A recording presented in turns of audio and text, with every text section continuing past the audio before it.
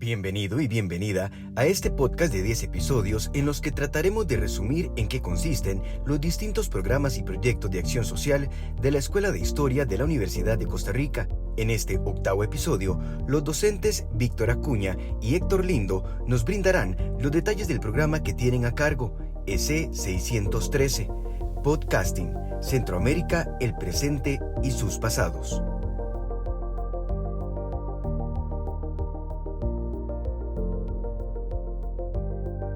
Tengo un proyecto de acción social en la Escuela de Historia con mi colega Héctor Lindo de la Universidad de Fordham en Nueva York. Él es también profesor emérito de esa universidad, él es de origen salvadoreño y nuestro podcast se llama Centroamérica, el presente y sus pasados.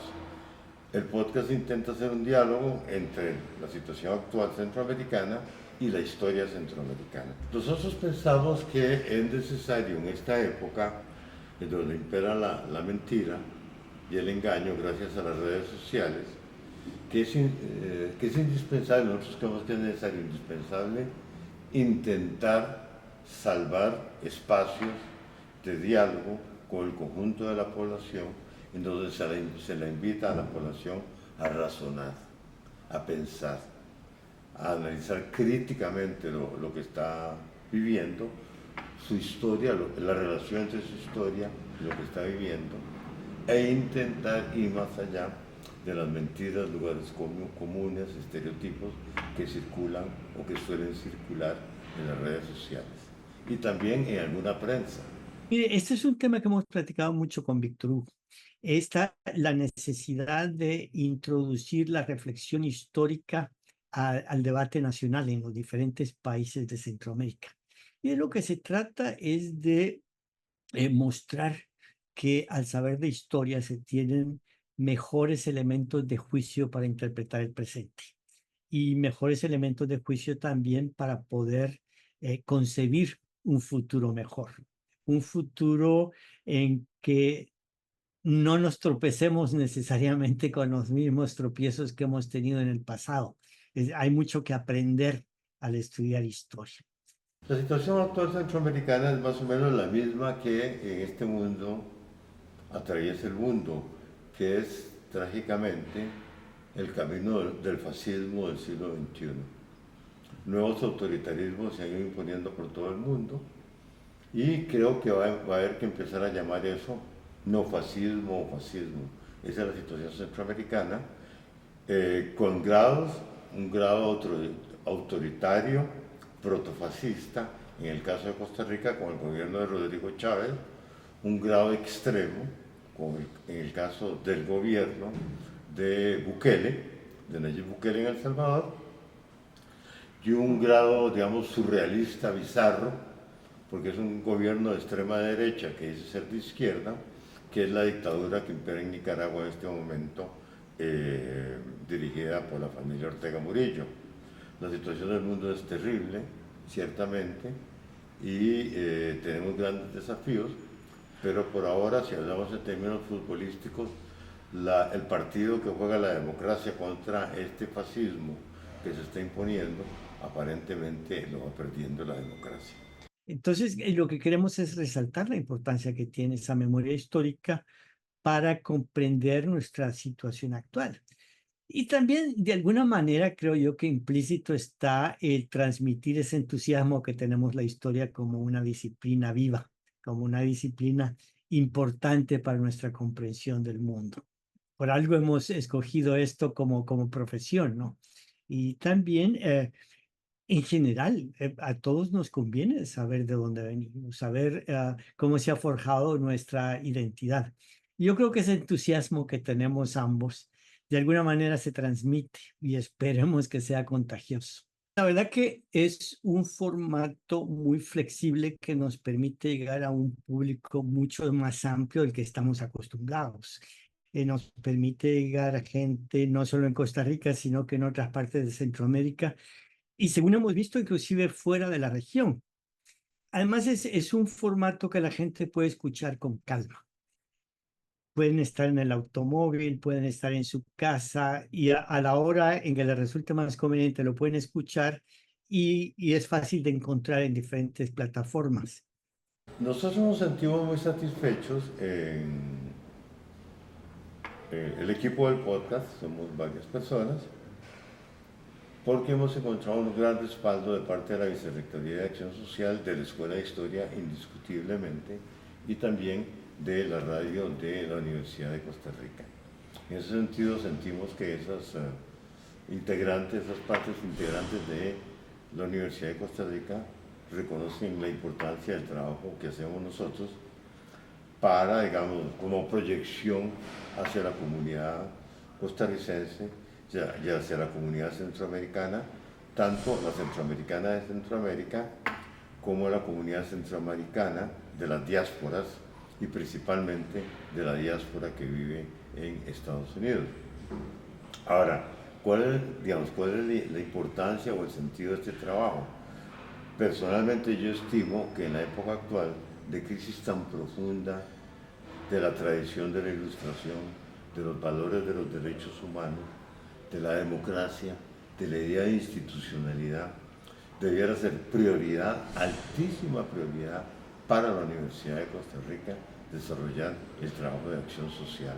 Es fundamental que la Universidad de Costa Rica haga todo tipo de esfuerzo para que se acerque, se conecte más y mejor con la masa de la población que en este momento vive en condiciones económicas precarias y en condiciones políticas trágicas, en la medida en que esta población básicamente está alimentada de lo que podríamos llamar coaliciones de resentimiento.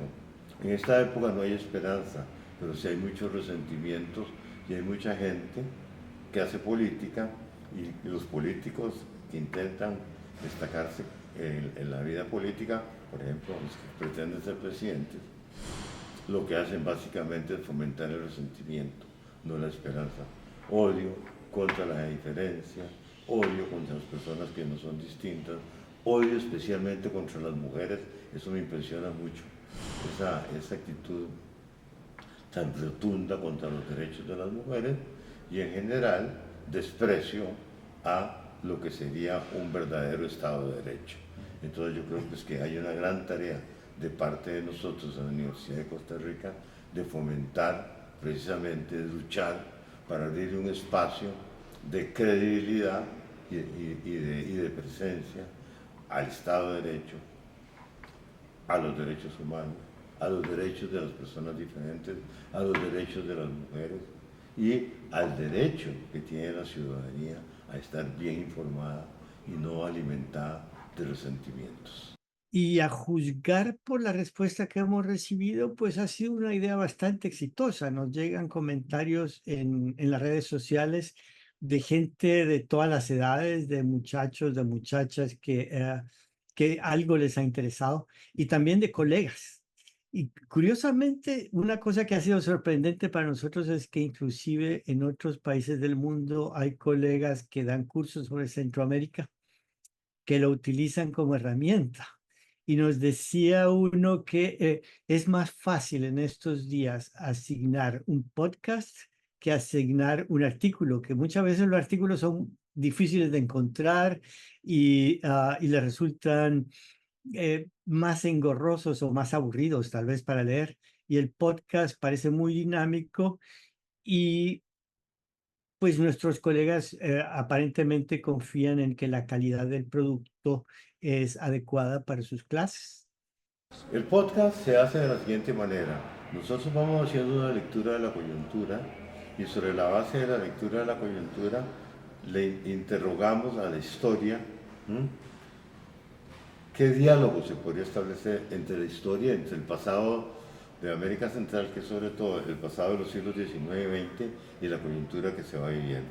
Entonces, digamos, como que esa es la matriz de nuestro concepto, poner en diálogo la coyuntura con el pasado, o con los pasados, con los estratos del pasado. Y una vez que nosotros hemos encontrado que tal tema vale la pena abordarlo en la situación de la coyuntura, le voy a dar un ejemplo, por ejemplo, los aniversarios a veces son importantes. Ahora fue el 70 aniversario de la caída de Jacobo Arbenz en Guatemala. eso fue la semana pasada. Y nosotros hemos preparado, no lo hemos lanzado todavía, un podcast especial de una hora sobre qué fue la caída y qué significó la caída de Jacobo Arbenz en Guatemala en 1954. Son 70 años después, que fue orquestada y provocada por la United Fruit Company y por la Agencia Central de Inteligencia de los Estados Unidos, y cómo se conecta ahora con esta situación guatemalteca, que es la excepción en Centroamérica, en donde habría una esperanza de democratización y cambio social precaria, muy precaria, y que no obstante vale la pena apoyar. Entonces es clara la relación que tratamos de establecer entre el 54 y el 2024. Entonces la lógica funciona sobre ese principio. El presente interroga al pasado, y el presente interroga al pasado para ver si el pasado puede arrojar elementos de interpretación, de crítica y de contextualización a la situación presente. La situación presente no es resultado simplemente del pasado, ni el pasado explica la situación presente, pero sí es indispensable para la situación presente cotejarse con el pasado. Escogemos temas que creemos que están en el aire, que son relevantes, que son además de importancia permanente. Hemos hablado sobre temas como el medio ambiente, temas como las relaciones de género, temas como las relaciones con Estados Unidos. Son todos tópicos que de alguna manera están en las conversaciones en la mesa de las familias centroamericanas. En Costa Rica, en El Salvador, se habla de esos temas.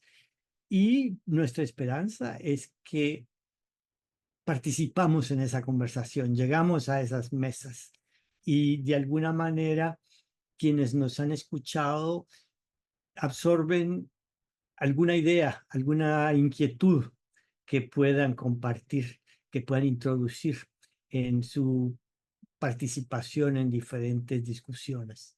Una vez que tenemos el tema, buscamos a las personas que vamos a entrevistar, que son siempre expertas en la materia o que son, digamos, personas que tienen una práctica en el campo. Usualmente hacemos de 2 a 4 entrevistas y entrevistamos a esas personas y luego hacemos un trabajo propiamente de edición de ese material.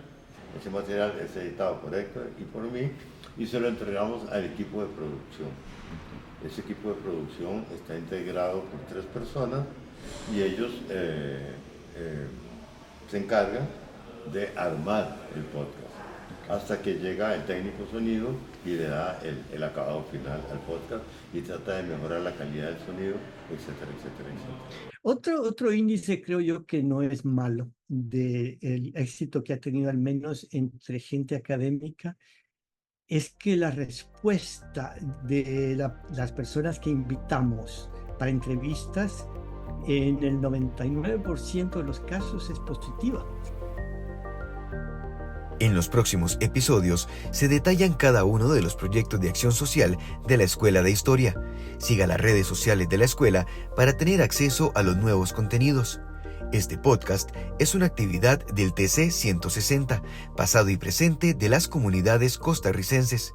Producción y presentación, Josué Alvarado.